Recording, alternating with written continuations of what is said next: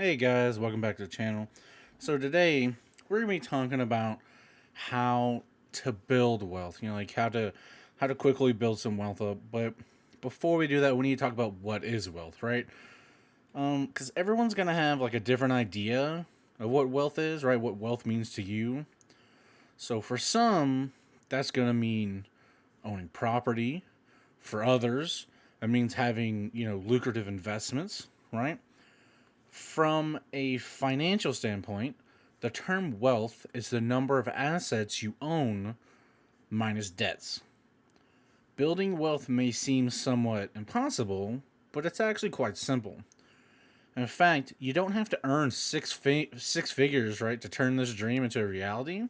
No matter how old you are, you can amass wealth as long as you're determined. So, we're going to go over, a few ways, and different things that you can do to actually build your wealth, right? To go down this path and have this journey of getting to, to point of where you want to be, right?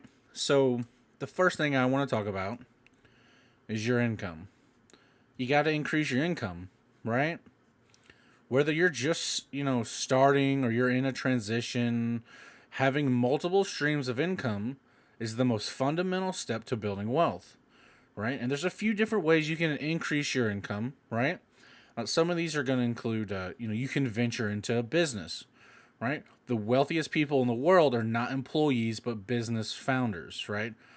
Being an entrepreneur, right, it fulfills two aspects of wealth building: income and high returns on accumulated wealth, right?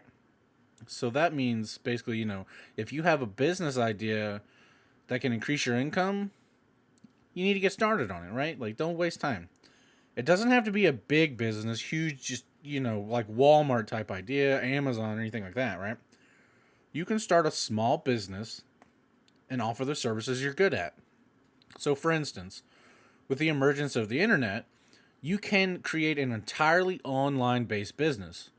If you're busy with other things, you can hire people to run the business for you. Another thing you can do to increase your income is, you can go into fields with high paying jobs, right?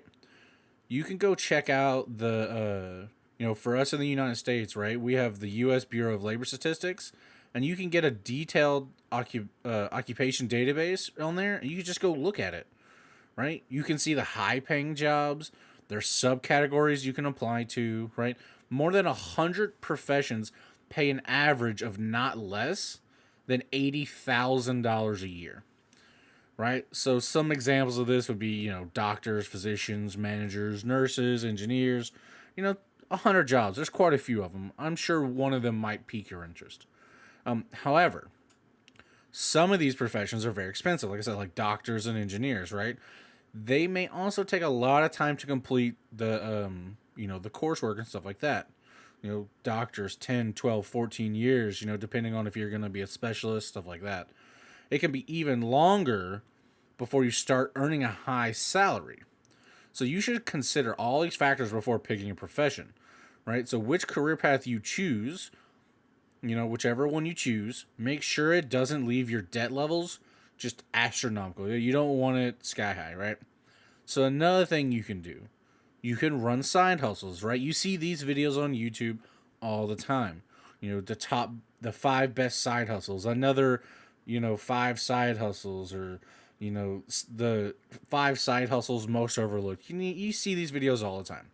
But even if you have a job, or you don't have to only rely on your paycheck, you could do a side hustle to increase your income, right? Turn your talent or hobby into monetary value during your free time, right? There are many lucrative side hustles you can run online as long as you have internet access. So, what are some of these that you can do? Working as a virtual assistant, freelance writing and editing, copywriting, being an online tutor or coach or consultant, web design, app development, coding.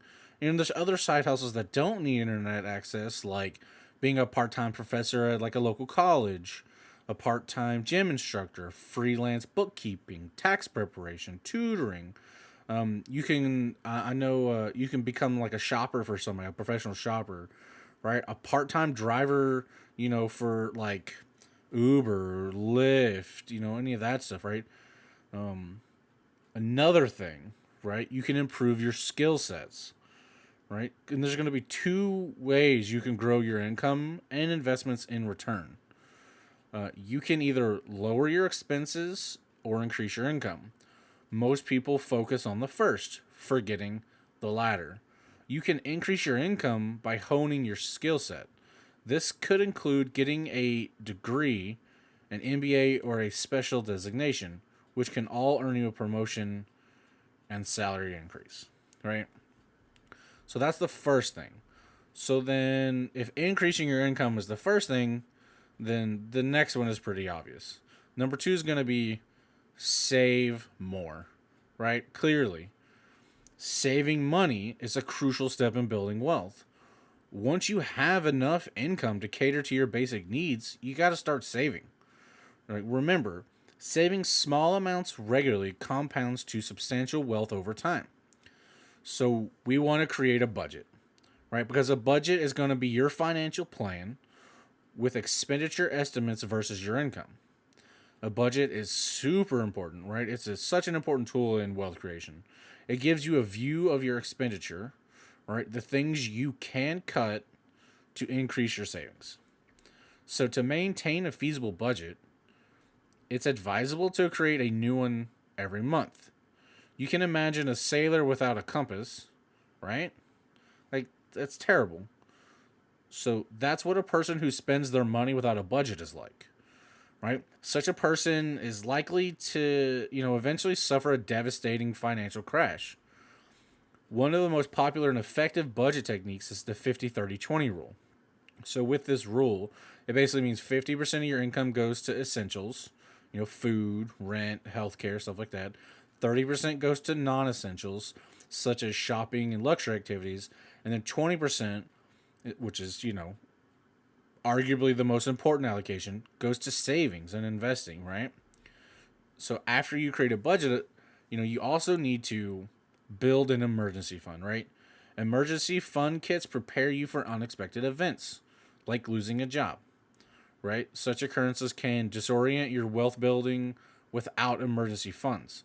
Two common outcomes are selling the investment or incurring debts. If you incur debts, your wealth is going to start diminishing. Also, you'll have to pay interest for that debt. If you sell your investment, you lose the capital and interest you would otherwise earn. So, to avoid these type of scenarios, you really need to build an emergency fund as your backup money to settle surprise expenditures, right? So another thing, live below your means. This one is overlooked always, right? Because overspending can dramatically impact your ability to build wealth, right? Cut spending on unnecessary things like eating out, buying designer clothes, going on a vacation once or twice a month, because being frugal can be boring and unsatisfying, but you'll amass wealth over time and find that extremely rewarding. Okay? So the third and final thing that I want to talk about is investing. Because once you've set aside a monthly savings goal, it's time to invest. When you invest your money, it gives you more money in return, right? You heard it saying, you got to spend money to make money. Investing your income in the stock market and in real estate and retirement accounts, like a 401k or a Roth IRA, can build a massive fucking, wealth over time. So, how are we going to invest? Where are we going to invest? Well, the stock market. Buying company shares is one of the best and straightforward ways to build wealth. Through shares, you become a shareholder, owning a piece of the company. Buying stocks through exchange-traded funds is a transparent and risk-free form of investment. So, exchange-traded funds, you'll see abbreviated as ETFs, right? Because ETFs are passive funds that are less risky. They help investors evade high fees and taxes. They also allow you to diversify your equities, right? That means that, you can focus on your investment on specific ETFs. say emerging markets, developed markets, or American markets, like whatever you want to do. Even though stocks are much riskier compared to other assets, they have the best return on investment. With a well informed diversification strategy, you can lower the risk and maximize the returns. So then we have real estate. Investing in real estate, you know, it's really easy for stock markets, right? They're called REITs, so real estate investment trusts. They're going to give you a chance to profit from the real estate industry without direct involvement, right? Because REITs are essentially real estate company stocks involved in buying and selling properties. Mortgage companies also fall into that category. Every time the company's value increases, you gain as well.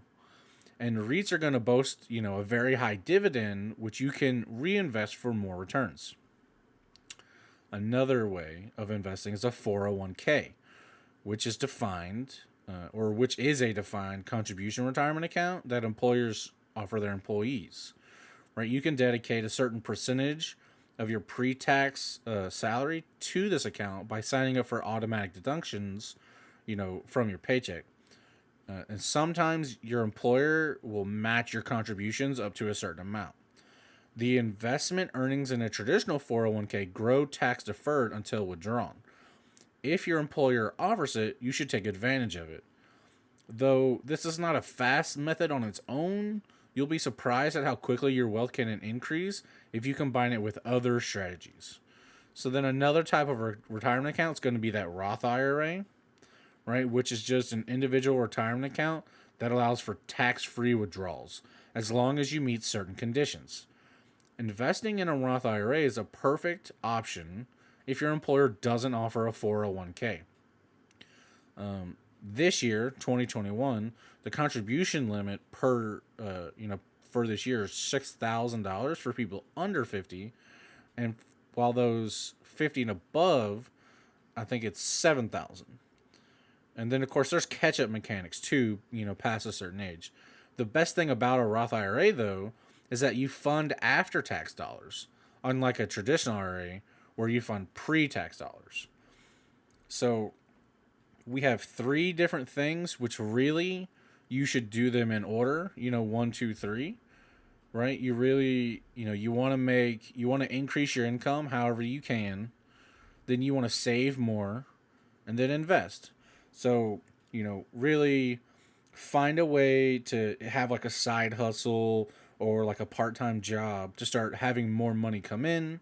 Make a plan with how you're going to spend your money, what you're going to do with your money, and then build your emergency fund, live below your means, and figure out how you're going to invest that money, right? So hopefully you guys got some good tips out of this. Maybe, a couple things you hadn't looked at before, or maybe you already knew most of this, in which case I still appreciate you watching the entire video. I really hope to see you guys in the next video, and until I do, y'all be safe.